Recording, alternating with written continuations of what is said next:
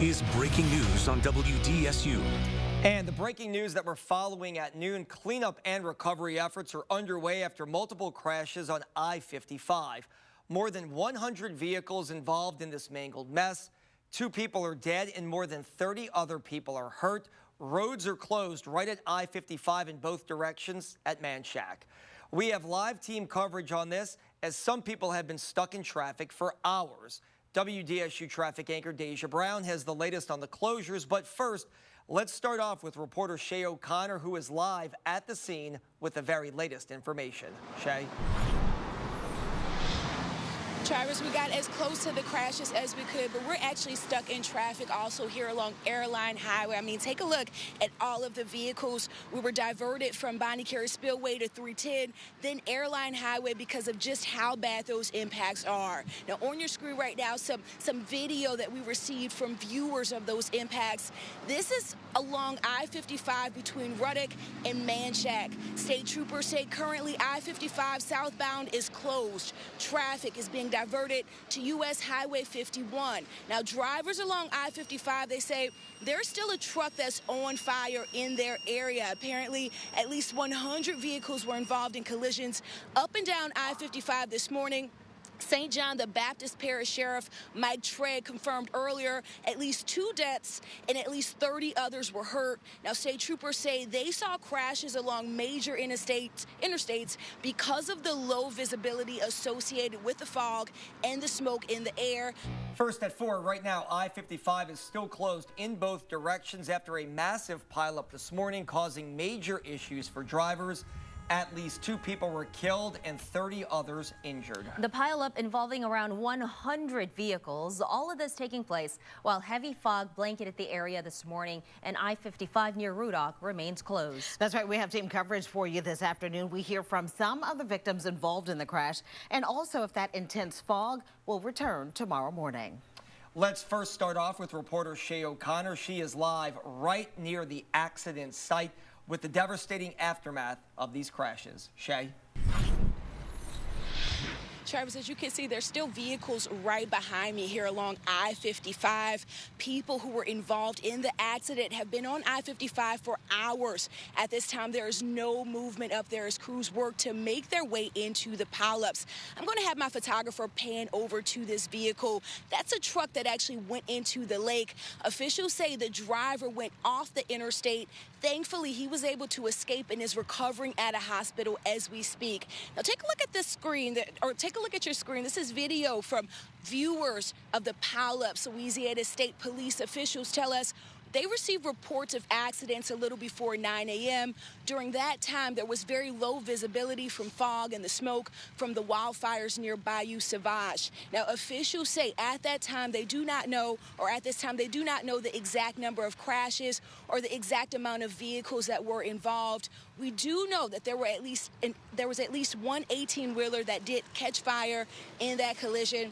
Sheriff Mike Trigg with St. John Sheriff's Office says there's at least 2 fatalities, around 100 vehicles involved, and about 30 or so people hurt.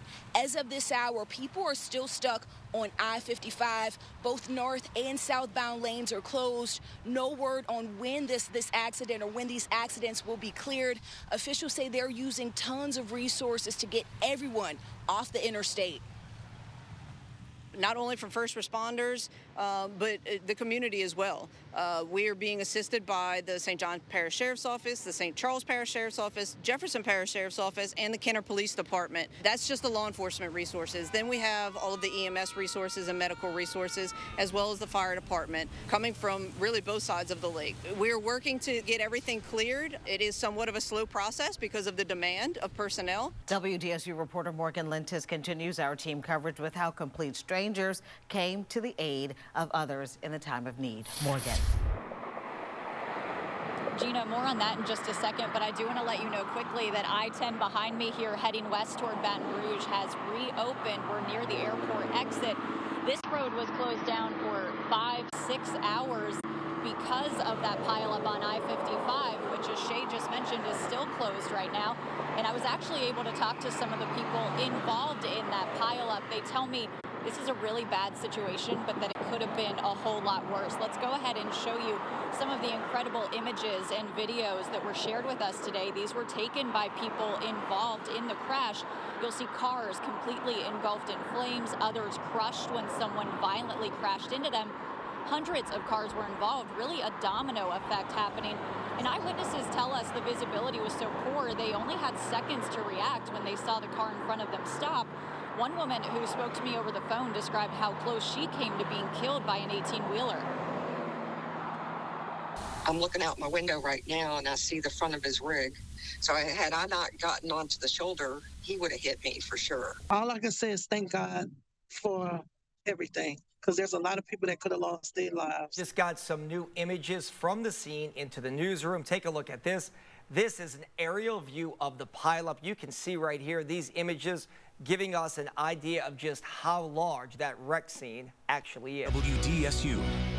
First at 10, I-55 still closed at this hour. This as crews are working to clear the remnants of the pileup. You are looking now at new video sent in by a WDSU viewer capturing the chaos and the scary moments after dozens of vehicles crashed into each other in the northbound lanes this morning. All right, catching up to speed, 7 people now confirmed dead, more than 25 others injured among the more than 150 vehicles involved. We'll let you know how you can help those involved in today's pileup in just a moment. All right, but first, here's a live look outside. Fog could be an issue for your Tuesday morning drive.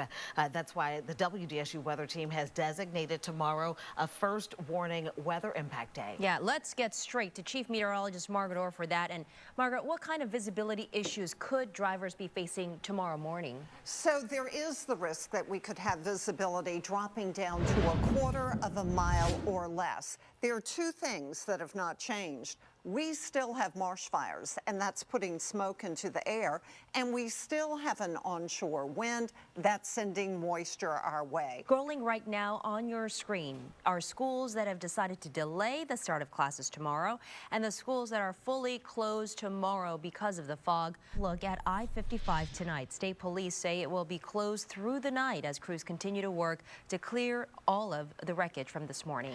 Well, 7 people are now confirmed dead, dozens more injured. WDSU reporter Eli Brand now live near I-55 with some of the wreckage and a full update on where this investigation stands tonight. Eli.